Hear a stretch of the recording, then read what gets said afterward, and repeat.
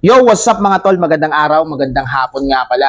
Ngayong araw nga pala mga tol, nag-deliver nga pala si Sir Abe ng first batch ng Abe Maldea customized frame na in-order sa kanya dito sa Cycling Culture PH. So ngayon, si Sir Abe, meron nga pala siyang dalang tatlong extra frame. Available to mga tol Binibenta po namin to mga tol, walang may-ari nito. So ang mga dala-dala niyang frame is fixed gear na naka-cut out, drop out.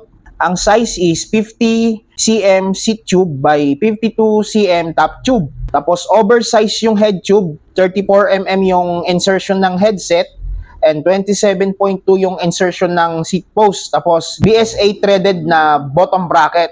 At yung isa naman is Traclo cross frame na high tensile steel, regular drop out, naka BSA threaded. Ang maximum tire clearance ay 700 by 35 to 38C. Ang seat post insertion is 27.2. Ang head tube is oversize. Ang headset insertion is 34 mm. Ang size naman ng frame ay 52 cm seat tube by 53 cm top tube. High tensile steel yung material. At yung pangatlo mga tol, yung pang gravel bike frame. Naka through axle na, naka flat mount yung dismount, all internals, 27.2 yung seat post insertion, oversize yung head tube, 34 mm yung headset insertion. Mayroong dalawang pair ng battle cage mount, nasa down tube and seat tube.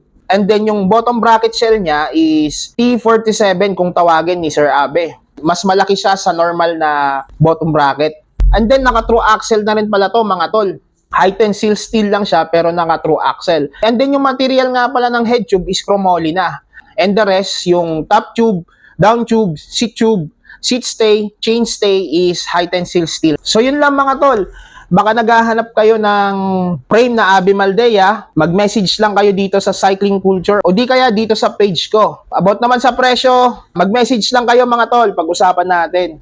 At kung may mga ibang katanungan pa kayo mga tol na hindi ko nabanggit, mag-message na lang kayo dito sa page o di kaya sa Cycling Culture PH. So yun lang mga tol, ride safe!